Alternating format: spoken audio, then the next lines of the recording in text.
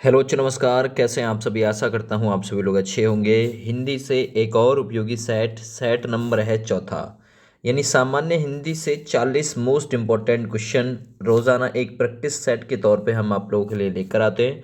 जो SSC GD UP police है ना, यूपी पुलिस में जेल वार्डन एसआई और आपका असिस्टेंट ऑपरेटर रेडियो ऑपरेटर कर्मशाला कर्मचारी कांस्टेबल दरोगा और फायरमैन इत्यादि जैसी परीक्षाएं, तो इनके लिए रोजाना आप लोग 40 सवालों पर प्रैक्टिस करिए, पी से प्रैक्टिस करिए और अपना देखिए कि आप लोगों का जो स्कोर है वो कितना आता है। देखिए आज का पहला सवाल है, जिनकी ध्वनि केवल मुख से निकलती है उन्हें कहा जाता है। किस प्रकार का व्यंजन कहा जाता है? वृत्ताकार स्वर कहा जाता है, संवृत स्वर कहा जाता है, अनुनासिक कहा जाता है, फिर निर्नुनासिक कहा जाता है। केवल मुख से जिनकी ध्वनि निकलती है अर्थात नाक नहीं आएगा, तो देखिए इसका मतलब है निर। निर का मतलब है बिन। नासिका, नासिका मतलब नाक, यानी बिना नाक के। तो बिना नाक के कोई ध्वनि निकल रही तो फिर वो कैसी है? मुख से ही तो निकली है। फिर वो जहां बिना नाक के कोई ध्वनि बोली जाए तो फिर कहां से निकलेगी वॉइस? मुख से। इसलिए विकल्प डी यहाँ बिल्कुल राइट हो जाएगा। ठीक ना। तो पहले सवाल का राइट आंसर था डी। दूसरा सवाल, इनमें से कौन सा संयुक्त व्यंजन नहीं है? जो हिंदी वर्णमाला है उसमें नंबर ऑफ वर्ण कितने हैं? वो है 52। अच्छा, भाषा की सबसे छोटी जो लिखित इकाई होती है वो कौन सा होती है? वर्ण। अच्छा, मौखिक इकाई कौन सी होती है दोस्त? वो होती है ध्वनि। और भाषा की सबसे बड़ी पूर्ण और सार्थक इकाई होती है वाक्य, है ना। वाक्य से छोटी जो इकाई होती है दोस्त वो होता है उपवाक्य, और उपवाक्य से छोटी इकाई पदबंध, है ना। पदबंध से छोटी इकाई पद या शब्द होता है। ठीक ना। उसी हिसाब से फिर वर्ण, फिर ध्वनि इत्यादि जो है वो आते चले जाएंगे। यहाँ आपके जो वर्ण होते हैं, है ना, यानी कि संयुक्त जो व्यंजन होते हैं वो कितने होते हैं? संयुक्त व्यंजन की संख्या होती है 4। कौन कौन सा होता है? एक तो होता है छत्रक, एक होता है त्रिशूल, एक होता है ज्ञानी और एक होता है श्रेय श्राव। अब इनमें से देख लो कौन सा नहीं है संयुक्त व्यंजन। छत्रक भी है, त्रिशूल भी है, ज्ञानी भी है, फैफल नहीं है। ठीक है ना। तो यहाँ आपका बिल्कुल राइट हो जाएगा ये वाला ऑप्शन। मैं छत्रक का जो संधि विच्छेद है वो पूछा जाता है। मैं आप लोगों को बता रहा हूँ कि छत्रक जो है वो किस किस के मेल से बना हुआ है। तो छत्रक में आधा कै प्लस षटकोण वाला सय होता है, इससे बनता है छत्रक। त्रय त्रिशूल की मैं बात करता हूं तो इसमें त्रय, है ना, आधा तय और फिर रे रथ होता है। आगे मैं ज्ञानी की बात करता हूं तो ज्ञानी में जो होता है आधा जय प्लस अइया वाला ये होता है, और जो फ है वो आपका संयुक्त व्यंजन नहीं होता। अगला देखते हैं, निम्नलिखित में से किस शब्द में ए उपसर्ग नहीं है? ए उपसर्ग इनमें से किस में नहीं है, जरा बताइए, है ना। ए प्लस भेद, ए प्लस भेद इसमें तो है। ए प्लस कथ अर्थात ऐसा जो कहा ना जा सके। ए प्लस चूक यानी प्रत्येक का कुछ ना कुछ अर्थ निकलता है, लेकिन ए प्लस नुज, है ना। तो ए प्लस नुज इसमें ही ए उपसर्ग नहीं है। अगर मैं बात करता हूं उपसर्ग की तो संस्कृत में उपसर्ग की संख्या है 22, उर्दू में उपसर्गों की संख्या है 19, हिंदी में उपसर्गों की संख्या 10 या 13 है। ठीक ना, याद रखिएगा, ये भी हो सकता है। उपसर्ग कहते किसे? जो शब्दांश किसी दूसरे शब्द के आदि अर्थात शुरू अर्थात प्रारंभ में जुड़कर उसके अर्थ में परिवर्तन ला दें, वही उपसर्ग कहलाते हैं। सवाल नंबर 4 देखिए, वायुयान के उतार चढ़ाव से यात्री घबरा गए पर चालक ने उन्हें खाली स्थान किया, है ना, रिक्त स्थान भरो, है ना, त्रिवस्त्र किया, विवस्त्र किया, संतुष्ट किया या फिर निरस्त किया या फिर आश्वस्त किया। तो देखिए आश्वासन दिलाना, तो उसे कहेंगे यहाँ पे आश्वस्त किया। तो ऑप्शन यहाँ बिल्कुल तीसरा नंबर राइट हो जाएगा दोस्त। आगे बढ़ते हैं, निम्न में से विष्णु प्रभाकर द्वारा रचित नाटक कौन सा है? युगे युगे क्रांति, दशरथ नंदन, सूर्यमुख या फिर रंग दे बसंती। तो देखो भाई, मैं आप लोगों को बता रहा हूँ कि सबसे पहले विष्णु प्रभाकर द्वारा रचित नाटक कौन सा है? युगे युगे क्रांति। इंपॉर्टेंट क्वेश्चन है, आया हुआ है एग्जाम में। दशरथ नंदन जो रचना है ना वो जगदीश चंद्र माथुर जी की रचना है। दशरथ नंदन, है ना, माथुर जी की रचना है, जगदीश चंद्र माथुर जी की रचना। रंग दे बसंती किसकी है फिर? तो रंग दे बसंती लिख लो आप लोग, ये भीष्म साहनी की रचना है, भीष्म साहनी की। ये जो सूर्यमुख है फिर ये रचना किसकी है दोस्त? ये लक्ष्मी नारायण जी की रचना है। किसकी रचना है? लक्ष्मी नारायण जी की रचना है सूर्यमुख। रंग दे बसंती भीष्म साहनी, दशरथ नंदन, जगदीश चंद्र माथुर और विष्णु प्रभाकर की रचना है युगे युगे क्रांति। याद रखिएगा, पूछ सकता है आप लोगों से। आगे बढ़ते हैं। बाण भट्ट की आत्मकथा किस विद्या की पुस्तक है? इंपॉर्टेंट क्वेश्चन रहेगा, सवाल नंबर 6 है ना। जीवनी है, आत्मकथा है, रेखा चित्र है, उपन्यास है। तो बाण भट्ट की जो आत्मकथा है वो उपन्यास है, उपन्यास। तो डी विकल्प यहाँ इस ऑप्शन डी के साथ में उत्तर आपका चला जाएगा सवाल नंबर 6 का। देखिए सवाल नंबर 7 में मात्रा गिनने की थोड़ा गुंजाइश नहीं है यहाँ, तो आप लोग मात्रा गिन सकते हैं। कुंद इंदु समदेह, उमा रमन अरुणा अयन, जाहि दीन पर नेह, करहु कृपा मर्दन नयन। प्रस्तुत पंक्तियों में कौन सा छंद है? जब आप लोग इसकी मात्रा गिनेंगे ना, पेयर बनाएंगे, तो 11 13 का पेयर बनेगा, 11 13 का पेयर बनेगा। यानी पहले और तीसरे में 11 11, दूसरे और चौथे में 13 13 मात्राएं होंगी, यानी 100 हुआ बनता हुआ आपको दिखाई देगा। तो इसमें आपका है ना,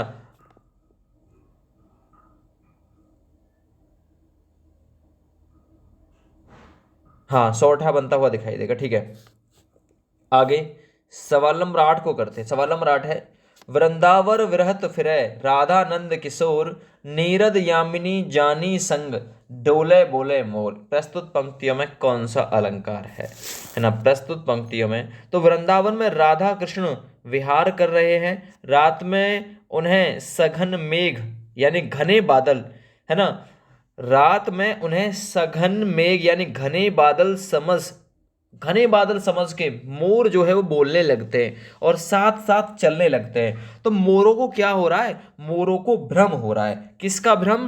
राधा और कृष्ण जो विहार कर रहे हैं, जो नाच रहे गा रहे हैं, उसका। तो यहां भ्रांतिमान अलंकार हो जाएगा। ठीक है, भ्रांति हो रही है उन्हें ऐसी। आगे विशेष रूप से जो भावों को प्रकट करते हैं उन्हें क्या कहा जाता है? सवाल नंबर 9। बहुत बढ़िया क्वेश्चन है। जो भाई विशेष रूप से भावों को प्रकट करते हैं उसे नाम विभाव देते हैं। ऑप्शन सी सही हो जाएगा। ठीक है, चलिए सवाल नंबर 10 की तरफ आते हैं। सवाल नंबर 10 बहुत बढ़िया क्वेश्चन रहेगा। चलिए ठीक है भैया, तो वीर पुत्र को जन्म देने वाली माता को क्या नाम दिया जाएगा? उसके लिए वाक्यांश में एक शब्द में आप लोग क्या कह सकते हो? जिसने वीर पुत्र को जन्म दिया हो, वीरांगना कहोगे या फिर पुत्रवती कहोगे, वीर बहुरी कहोगे या फिर वीर प्रसू कहोगे? तो उसे एक शब्द में वीर प्रसू नाम दिया जाता है। विकल्प सी सही हो जाएगा। अगला सवाल देखते हैं। उत्तर प्रदेश में सबसे कम तथा सबसे ज्यादा, है ना, लोगों द्वारा बोले जाने वाली भाषा का क्रमशः पहचान करिए कौन सी सबसे ज्यादा लोगों द्वारा बोली जाती है अकॉर्डिंग टू द ऑप्शन। देखिए, है ना, तो उत्तर प्रदेश में बताना बघेली अवधी, अवधी भोजपुरी, कन्नौजी अवधी या फिर सभी। तो सवाल नंबर 11 में ए ऑप्शन राइट कर दीजिए। सबसे कम बघेली और सबसे ज्यादा अवधी बोली जाती है, रामायण अवधी में ही लिखी हुई है। तो विकल्प आप लोग यहाँ ए राइट कर दीजिए। आगे बढ़िए, सवाल नंबर 12, निम्न में से शुद्ध वाक्य का चयन करिए। तुलसी की कविता में माधुर्यता है, या तुलसी की कविता माधुर्य गुण प्रधान है, या फिर तुलसी की कविता में माधुर्यता का गुण है, या फिर इनमें से सभी। तो कौन सा सही नजर आ रहा है आपको? तो तुलसी की कविता में माधुर्यता है। तो ए विकल्प यानी जो तुलसीदास की कविता है ना वो मधुर है, मधुर, वो माधुरता है ना। तो ऑप्शन ए राइट कर दो। आगे बढ़िए, चरम शब्द का समभिन्नार्थक शब्द क्या होगा? है ना, समभिन्नार्थक शब्द चरम का, है ना। तो देखिए आपको दिखाई भी दे रहा है, ये रहा यहाँ पे चेहरे में चरम, ये समभिन्नार्थक शब्द है। ऑप्शन ए ही इसका राइट है। ठीक है भैया, ठीक है भैया, चलिए बहुत बढ़िया। अगला, नायिका उत्ग्रीव रहकर दिन भर नायक की प्रतीक्षा करती रहती है। रेखांकित शब्द की, है ना, यहाँ जो शब्द आया है ना ये उत्ग्रीव, ये शुद्ध रूप में पहचान करिए कि उत्ग्रीव किस विकल्प में बिल्कुल सही लिखा हुआ है। तो देखिए उत्ग्रीव नहीं होता, विकल्प होता है उद्ग्रीव। तो ये यहाँ बी विकल्प बिल्कुल राइट है, उद्ग्रीव। ये पूछा हुआ क्वेश्चन है। ठीक है ना। आगे, निम्न में काटना का तत्सम रूप क्या होगा? सवाल नंबर 15 बहुत बढ़िया है। काटना का तत्सम रूप, तत्सम का मतलब संस्कृत रूप क्या होगा? तो वो हो जाएगा कर्तन। कर्तन तद्भव कहते हैं काटना, और इसका होता है कर्तन। ऑप्शन सी सही है। आगे सवाल नंबर 16, निम्न में से कौन सा विलोम युग्म त्रुटिपूर्ण है? कौन सा है जो, देखिए आमिष सामिष, तो देखिए आमिष का सामिष नहीं होता, निरामिष होता है, इसलिए त्रुटिपूर्ण यही है। विनत उद्धत ये ठीक है, आधार आध्य ये ठीक है, विपत्ति संपत्ति ये बिल्कुल ठीक है। ए ही ऑप्शन इसमें से सवाल नंबर 16 में से अलग हो जाएगा। आगे सवाल नंबर 17 की तरफ बढ़ते हैं। यथाशीघ्र शब्द का जो समास है वो कौन सा है? तो देखिए समास के भेद होते हैं 6, तत्पुरुष, अव्ययीभाव, कर्मधारय, बहुब्रीहि, द्विगु और द्वंद्व। देखिए अब यहाँ यथा प्लस शीघ्र बनेगा। यथा वर्ड क्या है? एक अव्यय वर्ड है। जहां अव्यय वर्ड आ जाए दोस्त वहां पे अव्यय के साथ में अव्ययी भाव जो समास है वो होता है। अव्ययी भाव समास की पहचान है पूर्व पद प्रधान होता है इसमें, ठीक है ना भैया। और जो पूर्व पद है वो अव्यय होगा या फिर उपसर्ग होता है, ठीक है भैया। आगे देखिए, निम्न में से किस काव्य के कवि हरिऔध जी हैं? है ना, हरिऔध, अयोध्या सिंह उपाध्याय हरिऔध। प्रिय प्रवास, तो भैया आप लोगों ने पढ़ लिया, पहला ये प्रिय प्रवास। साकेत किसका? फिर साकेत है मैथिली शरण गुप्त का। अच्छा, कामायनी जय शंकर प्रसाद जी का। ये यहाँ पे लिखा हुआ है ना लोकायतन, ये किसकी है? तो लोकायतन है सुमित्रा नंदन पंत की, लोकायतन। तो ये सारी रचना इंपॉर्टेंट है एक एक। अगला, भारत मित्र अखबार के संपादक कौन थे? सवाल नंबर 19। भारत मित्र है ना, इसके महात्मा गांधी, शिव प्रसाद या फिर बाल मुकुंद या फिर भारतेंदु। तो याद रखना बाल मुकुंद गुप्त, ऑप्शन सी सही हो जाएगा। महात्मा गांधी कौन कौन से अखबार के संपादक रहे? नवजीवन। अच्छा, शिव प्रसाद जी ये किसके रहे हैं? बनारस अखबार के। और भारतेंदु कवि वचन सुधा के संपादक रहे हैं, ठीक है। चलिए आगे बढ़ते हैं सवाल नंबर 20 की तरफ। सवाल नंबर 20 है, निम्नलिखित में से कौन सा शब्द पुल्लिंग है? पुल्लिंग का मतलब कौन सा शब्द मेल है? तो मेरा और मेरी लगा के देख लीजिए। मेरी राशि तो पहला तो है नहीं भाई, मेरी राशि में गुण है दोष है। या मेरी विधि ऐसी है जो समझ में नहीं आएगी, विधि मतलब कानून, ठीक है ना। मेरी जाति है ना। और फिर यहाँ फिर कौन सा विकल्प हो सकता है? सवाल नंबर 20 में फिर कौन सा हो सकता है? ये शशि, यहाँ जो शशि लिखा हुआ है ना, शशि, यही इसमें से पुल्लिंग शब्द है, ठीक है ना भैया। ये यहाँ पे शशि जो लिखा हुआ है, विधि, राशि, ये सब स्त्रीलिंग हो जाएंगे। ये यहाँ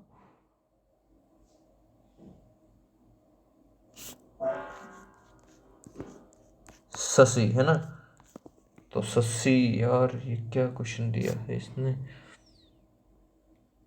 आंसर तो यही दिया है इसने। अब पुल्लिंग शब्द इसने यही कराया है भाई, पुल्लिंग शब्द ये एग्जाम में आया हुआ क्वेश्चन है, उत्तर भी यही सही आया है इसका, ठीक है ना। तो अकॉर्डिंग टू द ऑप्शन इन्हें कट कर देना यही, क्योंकि ये एग्जाम में आया हुआ क्वेश्चन है और उत्तर भी यही इसका दिखाया है, ठीक है। अब हमारी ट्रिक जो है, मेरी शशि लगाओगे या फिर शशि का तो जेंडर खुद ही है ना स्त्रीलिंग होता है, लेकिन यहाँ शशि की जगह ये शीश हो सकता है ना, ये शीश जरूर हो सकता है, ईस है, इतना हो सकता है शीश है ना। तो ये काट दो, मेरा शीश हो सकता है, इतना मेरा शीश, शीश इस प्रकार से सही हो सकता है, शीश हो सकता है यहाँ पे। चलिए गद्यांश करते हैं है ना, त्रुटि एक दो आती हैं। गद्यांश को पढ़कर सही उत्तर की पहचान कीजिए। ध्यान से गद्यांश पढ़िए एक ही बार में, फिर उत्तर आपको कर देने हैं। सच्चे वीर अपने प्रेम और जोर से लोगों को सदा के लिए बांध देते हैं। वीरता की अभिव्यक्ति कई प्रकार से होती है, कभी लड़ने मरने से, कभी खून बहाने से, तो तलवार के सामने बलिदान करने से होती है, तो कभी जीवन के गूढ़ तत्व और सत्य की तलाश में बुद्ध जैसे राजा विरक्त होकर वीर हो जाते हैं। वीरता एक प्रकार की अंतःप्रेरणा है, जब कभी उसका विकास हुआ तभी एक रौनक रंग एक बहार संसार छा गया। वीरता हमेशा निराली और नई होती है। वीरों को बनाने के कोई कारखाने नहीं होते, वे तो देवदार के वृक्ष की भांति जीवन रूपी वन में स्वयं पैदा होते हैं और बिना किसी के पानी दिए, बिना किसी के दूध पिलाए बढ़ते हैं। जीवन के केंद्र में निवास करो और सत्य की जीवन चट्टान पर दृढ़ता से खड़े हो जाओ। बाहर की सतह को छोड़कर जीवन के अंदर की तहों में पहुंचो, तब नए रंग खिलेंगे। यही वीरता का संदेश है ना। इस गद्यांश के लिए उपयुक्त शीर्षक क्या हो सकता है? जरा बताइए, इस गद्यांश के लिए उपयुक्त शीर्षक क्या होगा? तो है सच्ची वीरता के बारे में बखान किया गया है, बी विकल्प बिल्कुल राइट है। सच्ची वीरता के बारे में बताया गया। अगला, वीरता का संदेश क्या है, सवाल नंबर 22। यह संकल्प कि किसी भी हालत में युद्ध जीतना है, तो भाई इतना तो है नहीं। बुद्ध जैसे राजा की तरह विरक्त हो जाना, ये बात भी नहीं है। उद्देश्य के लिए सच्चाई पर चट्टान की तरह अटल रहना, ये है इसका उद्देश्य वीरता का, ठीक है ना। तो ऑप्शन सी सही है। आगे बढ़ते हैं। वीरों की देवदार के वृक्ष से तुलना की गई है, क्योंकि देवदार का वृक्ष, ऐसा क्या है देवदार के वृक्ष में, है ना, खाना पीना मिलने पर ही बढ़ते हैं, गलत बात। का दिल उदार होता है, गलत बात। सत्य का हमेशा पालन करते, गलत बात। स्वयं पैदा होते हैं वीर और बिना किसी के दूध पिलाए बढ़ते हैं, बिना किसी के पानी पिलाए बढ़ते हैं। आगे, निम्न में से कौन सा रूप वीरता का नहीं है, क्रोध, युद्ध, त्याग, दान, कौन सा नहीं है, बताइए जरा। तो देखिए, युद्ध भी है वीरता का रूप, दान भी वीरता है, त्याग भी वीरता है, क्रोध ही नहीं है ना। क्रोध आपका अवगुण है, वीरता नहीं है ना। आगे, वीरता का एक विशेष लक्षण क्या है, नयापन, नकल। अच्छा, तो भाई वीरता का एक नयापन ही विशेष लक्षण हो सकता है, भाई नया, है ना, नयापन लाना वीरता। आगे यहाँ देखिए, यहाँ से समझ में आएगा, और थोड़ा सा इधर से आइए, है ना। हास्य, वीरों का काम हास्य नहीं है, करुणा नहीं है, तो वीरों का काम नयापन लाना है, निरंतर नया, है ना। वियोगी हरि जी का पूर्ण नाम क्या था, सवाल नंबर 26। तो देखिए, वियोगी हरि जी का पूरा नाम है श्री हरि द्विवेदी। क्या नाम है, श्री हरि द्विवेदी। ऑप्शन यहाँ तीसरा बिल्कुल राइट है दोस्त। आगे बढ़ते हैं। आचार्य महावीर प्रसाद द्विवेदी निम्न में से किस पत्रिका के संपादक थे, सवाल नंबर 27। तो सरस्वती पत्रिका के संपादक थे महावीर प्रसाद द्विवेदी जी, ऑप्शन सी सही है। आगे, किस रस का संचारी भाव उग्रता, गर्व और हर्ष आदि होता है ना। तो ये कहाँ पे आती है उग्रता, तो आपको पता होगा, वीरता की बात करोगे तो गर्व होगा, हर्ष होगा, है ना। तो वीर रस का स्थायी भाव, श्रृंगार रस का स्थायी भाव रति होता है। रसों की संख्या कितनी है, 9। स्थायी भावों की संख्या 9। भरत मुनि के अनुसार रसों की संख्या 8। भरत मुनि ने कौन से रस को रस नहीं माना, तो 9वें रस यानी शांत रस को भरत मुनि ने रस नहीं माना। रौद्र रस, क्रोध। अच्छा, वात्सल्य का होता है वत्सल, याद रखो, ठीक है। आगे, चौपाई के प्रत्येक चरण में कितनी मात्राएं होती हैं, चौपाई, 4 पाई, यानी 4 से कौन सा डिवाइड हो जाएगा, 16, तो 16 ही होती है, याद रखो। बिहारी निम्न में से किस काल के कवि है, मोस्ट इंपोर्टेंट क्वेश्चन। तो कविवर बिहारी जो है वो रीति काल के कवि है, ऑप्शन तीसरा सही है। भाषा की सार्थक लघुत्तम इकाई, सार्थक अर्थ भी होना चाहिए उसका, उसे क्या नाम दिया जाता है, तो सार्थक लघुत्तम इकाई क्या होता है, सवाल नंबर 31। और राइट आंसर जो जाएगा, सार्थक लघुत्तम इकाई होती है शब्द। तो ऑप्शन यहाँ आपका 31 नंबर में ए विकल्प बिल्कुल राइट चला जाएगा, ठीक ना। सार्थक लघुत्तम इकाई जिसका अर्थ भी निकले। पूर्ण विराम चिन्ह का प्रयोग किया जाता है वाक्य के प्रारंभ में, गलत बात। वाक्य के मध्य में नहीं, वाक्य के अंत में, ऑप्शन 32 के लिए बी राइट है। आगे, लालटेन शब्द निम्न वर्गों में से किस वर्ग में आएगा, तो लालटेन, लाल प्लस टेन, टेन अंग्रेजी वाला शब्द आ गया। तो 33 नंबर क्वेश्चन को कहाँ ले जा रहा है खींच के, ये विदेशज शब्द है, लाल प्लस टेन, ठीक है ना, याद रखना विदेशी शब्द है। आगे, निजवाचक सर्वनाम के संबंधवाची रूप के एक वचन की पहचान करें, आप, अपना, स्वयं, सभी गलत। जरा बताओ कौन सा है। तो निजवाचक सर्वनाम के संबंध, निज मतलब अपना, है ना, मैं अपना काम, तो ये रहा, है ना, अपना, यहाँ पे बिल्कुल सही आंसर है। संबंधवाची के बारे में पूछ रहा, एक वचन संबंधवाची, है ना, तो अपना हो सकता है, मैं अपना काम अपने आप करूंगा, तो ये संबंधवाची एक वचन रूप है ना। आप मत कर दीजिएगा उसका उत्तर। अर्चना अत्यंत सुंदर है में विशेषण कौन सा है, तो सुंदर वर्ड में विशेषण है, ऑप्शन सी सही है। वह आजकल दिल्ली में है, इस वाक्य में, है ना, रेखांकित है, तो वह आजकल दिल्ली में है, क्रिया विशेषण है, अव्यय है, सर्वनाम है, या फिर क्रिया है। सवाल नंबर 36 सही आंसर है, वह आजकल दिल्ली में है ना। चलो, ये क्या काम कर रहा है, यहाँ दिल्ली में है आजकल।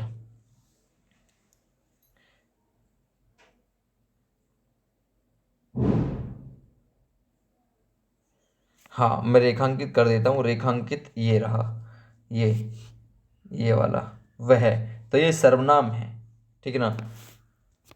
वीर पुरुष में कौन सा समास है, सवाल नंबर 37।